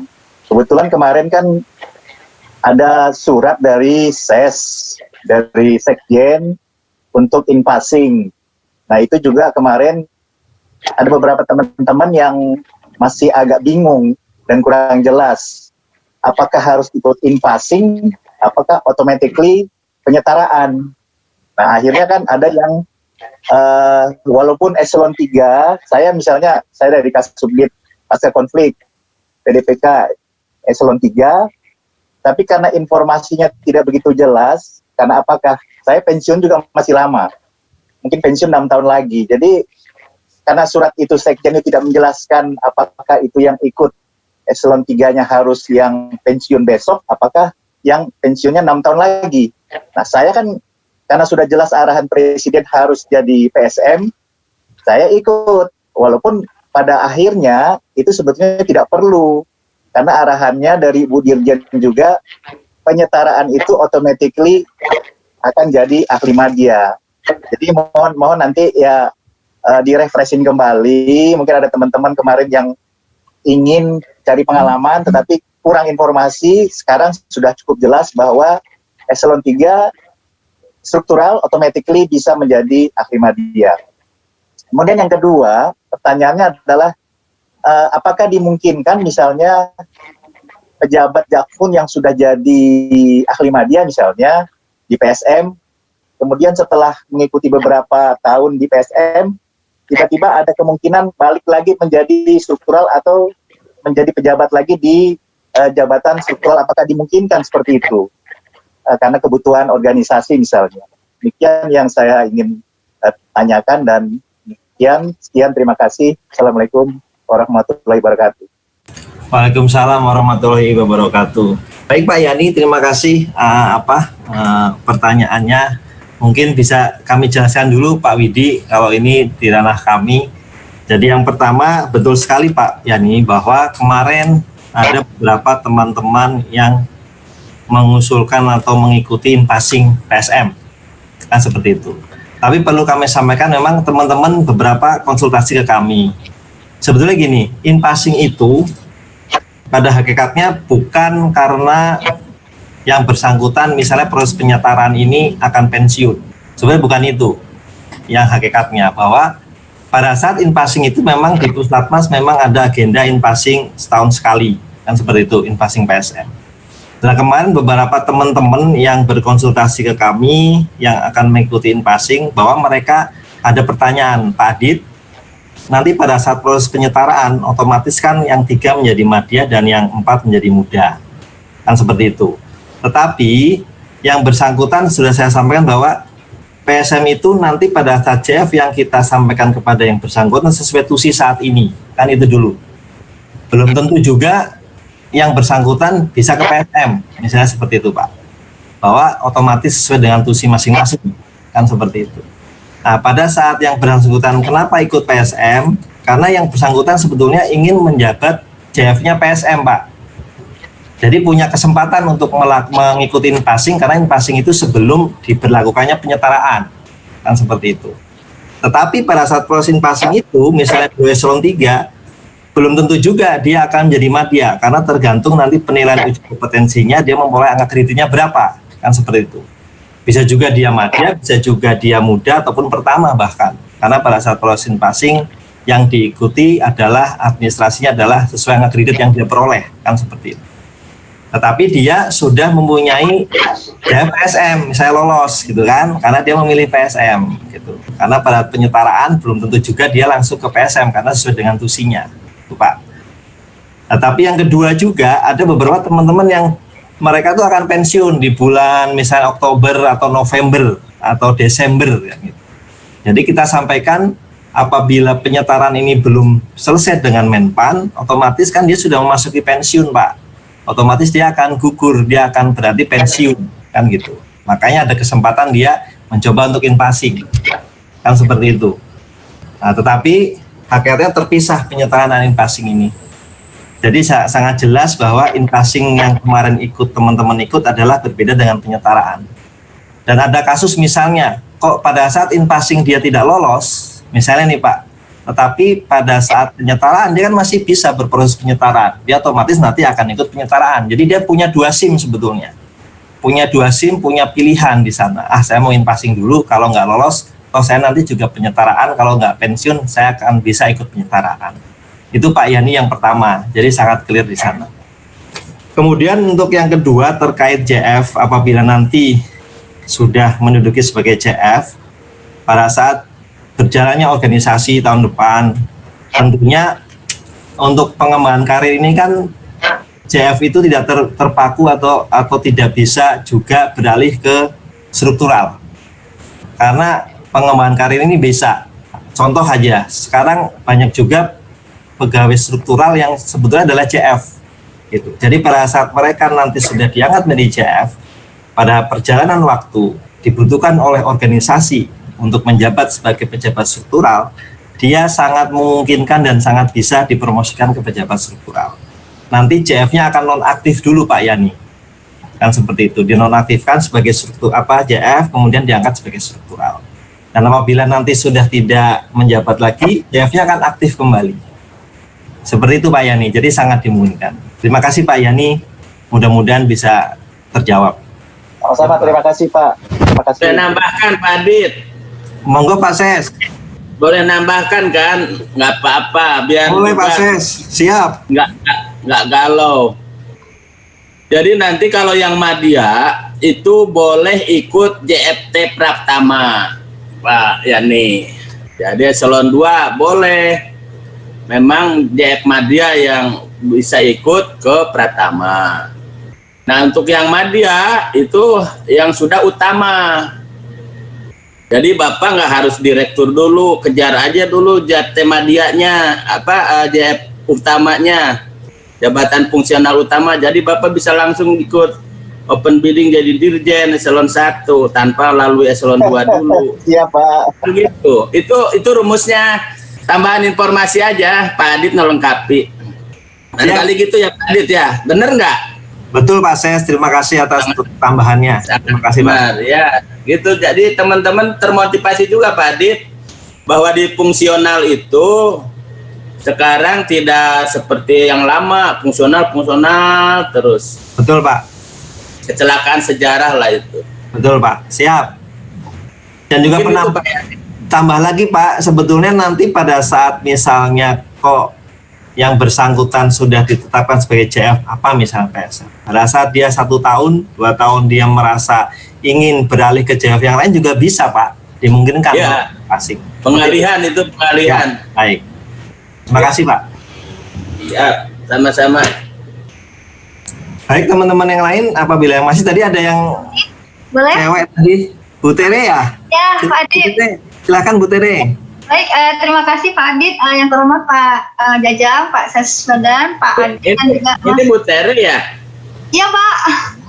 Oh Ya, lain? Pak. Oh iya. Ya, Ini terima masih kasih. Jajang Bu. Iya.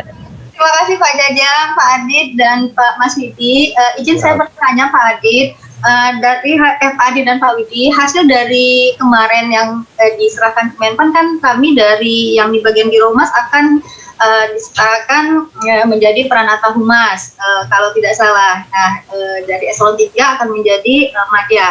Nah, yang saya ingin tanyakan, apabila nanti setahun kemudian kita ingin mendaftar ke JFP PSM dan apabila lulus, apakah kita akan pindah ke unit yang menangani fungsi dari PSM, misalnya ke badan, atau tetap di humas walaupun jabatan fungsionalnya adalah PSM.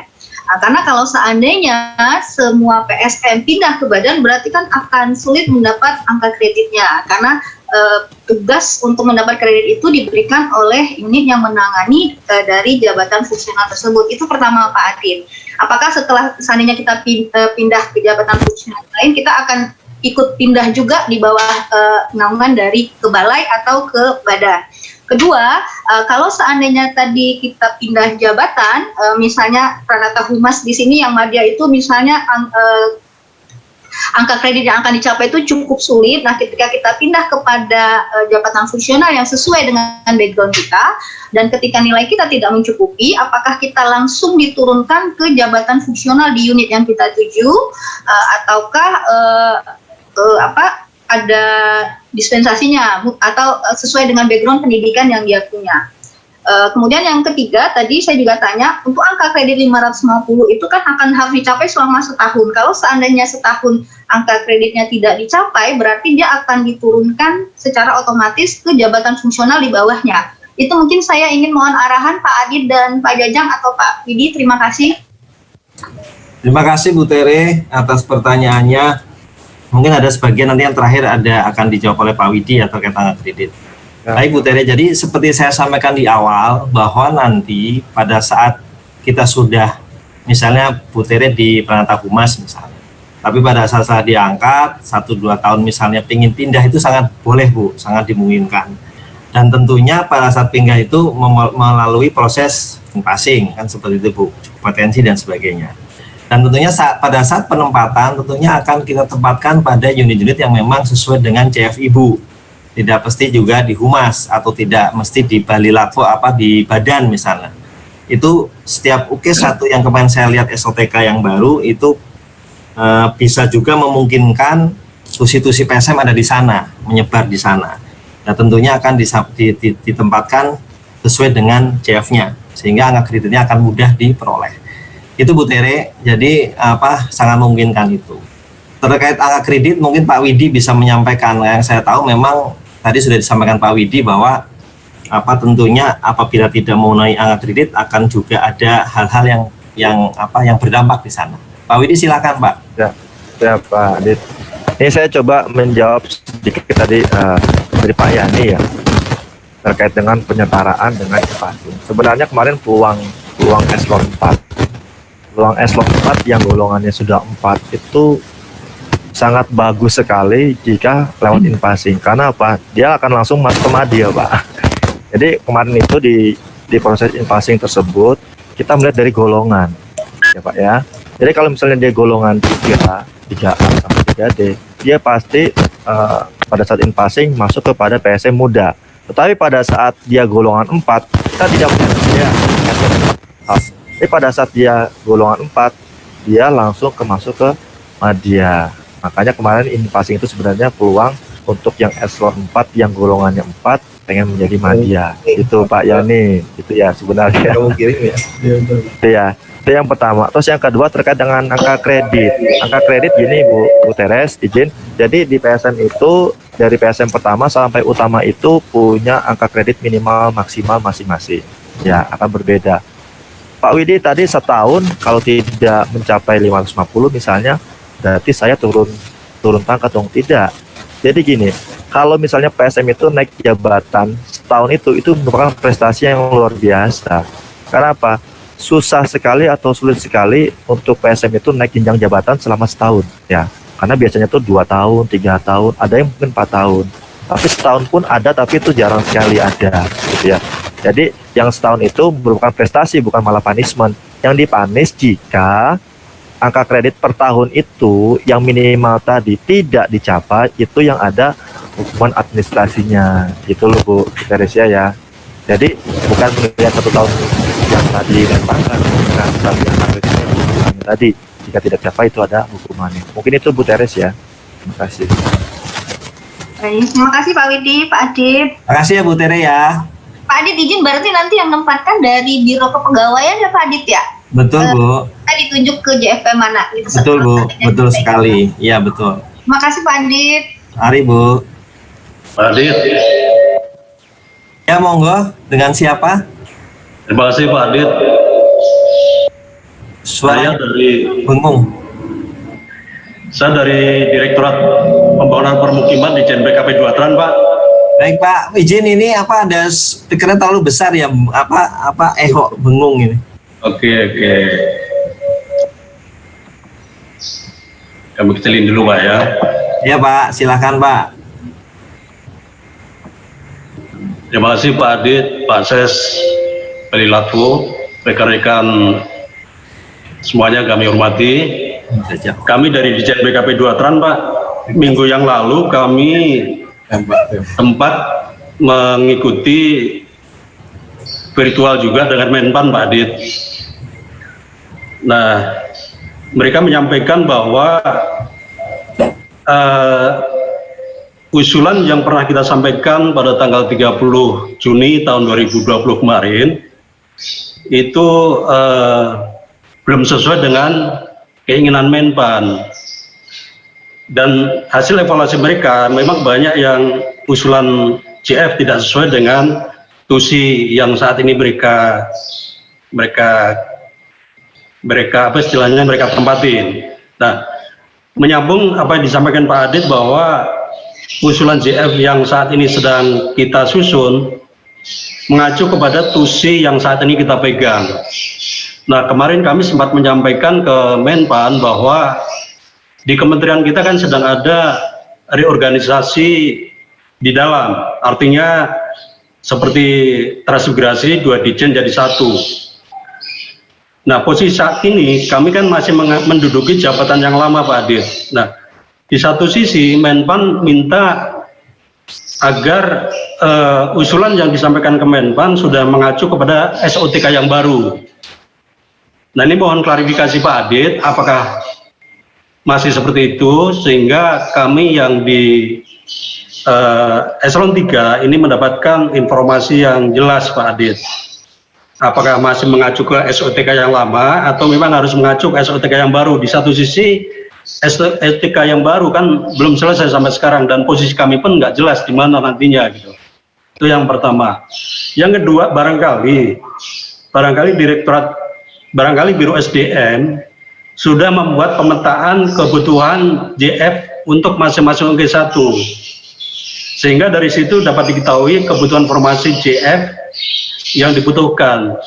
Dari situ barangkali nanti Biro SDM akan menempatkan jenis jabatan tertentu sesuai kebutuhan dari masing-masing G1. Apakah seperti itu Pak Adit? Mohon klarifikasi dan tanggapannya. Terima kasih Pak. Terima kasih Pak Sumardi dari DPPT. Baik, kami akan sampaikan Pak.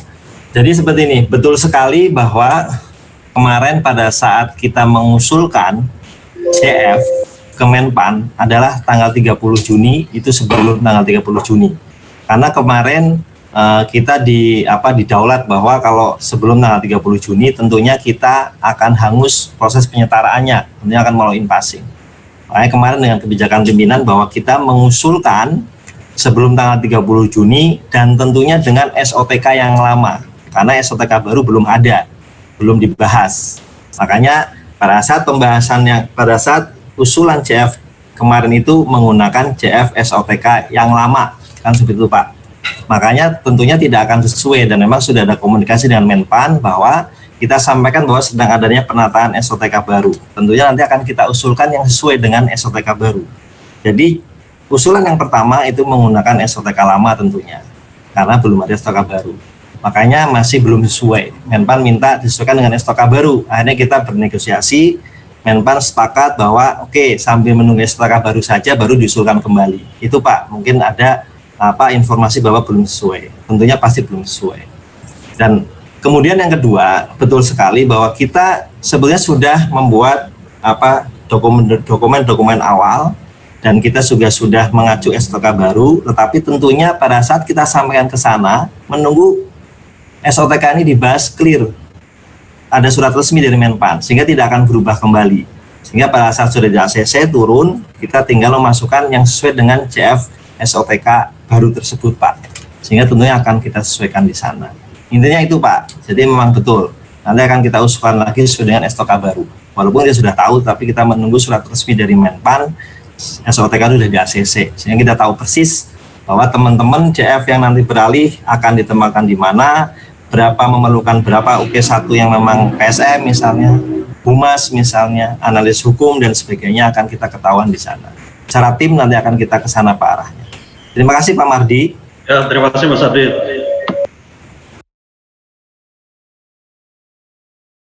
Baik teman-teman yang lain, ada masukan ataupun tambahan informasi ataupun pertanyaan?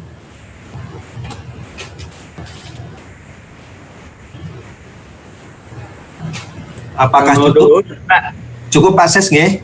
Teman-teman semua? Nuduhur nih. Ya, baik Pak Ses, Pak Widi dan teman-teman semua. Terima kasih atas waktunya bisa bergabung dengan kami, Pak Widi, terutama saya ucapkan terima kasih sudah memberikan pencerahan pada kita semua, saya pribadi juga. Jadi semakin jelas tergambar apabila nanti kita ada di jabatan fungsional PSM. Dan tentunya perlu kami sampaikan, kita tidak hanya berhenti di sini, baik JF PSM maupun yang lain, bahwa setelah nanti sudah adanya pengangkatan, tentunya kita ada jadwal-jadwal sendiri untuk melakukan sosialisasi secara teknis ataupun pelatihan-pelatihan secara teknis kepada teman-teman JF yang nanti sudah beralih ke JF. Kemudian berikutnya bahwa nanti berikutnya akan kita laksanakan juga hal yang sama seperti ini nanti jam 2 dengan Bappenas terkait perencana, dan juga tentunya dengan jadwal-jadwal menyusul nanti akan kita sampaikan kembali untuk sosialisasi JF-JF yang lain. Saya rasa itu mohon dukungan dari teman-teman. Kami bekerja secara tim sehingga apa yang sedang kami susun dan kami perjuangkan untuk diri saya sendiri semua bahwa tidak berdampak merugikan bagi para pegawai semua. Dan tentunya setiap langkah masih ada kekurangan, tetapi kekurangan itu bisa kita tutupi bersama selaku tim sehingga akhirnya nanti pada saat pelaksanaan di 2021 semua akan kita tata secara bertahap dan secara sesuai dengan apa yang diinginkan teman-teman dan organisasi tentunya. Saya rasa itu, terima kasih. Apabila sudah cukup, saya selaku pelaksana mewakili Bukaro Biro SDM dan Umum mengucapkan terima kasih. Pak Ses berkenan hadir, saya ucapkan terima kasih. Pak Widi dan semua teman-teman yang sudah memberikan masukan dan pertanyaan kepada kami semua. Saya akhiri, terima kasih, mohon maaf, selamat siang, Assalamualaikum warahmatullahi wabarakatuh. Terima kasih Pak Widi, Pak Ses. Terima kasih Pak Adit. Pak Yani, Pak Mardi tadi, Bu Tere. Ya, makasih Pak Adit, Pak Widi, Pak Cacang, terima kasih Pak. Terima kasih Mbak Tere. Salam. Kita tunggu nanti di pukul 2 siang ya teman-teman. Ya Pak Adit. Bappenas, terima kasih. Pak Adit, ini nanti semua jenis Javung disosialisasikan ya Pak Adit? Betul Bu, insya Allah betul kami sosialisasikan. Kita hanya menunggu jadwal dari narasumbernya Bu. Kita menyesuaikan dari sana. Ya Pak Adit, terima kasih Bu Tere ya. Assalamualaikum, saya izin live ya. Ya izin live juga Pak.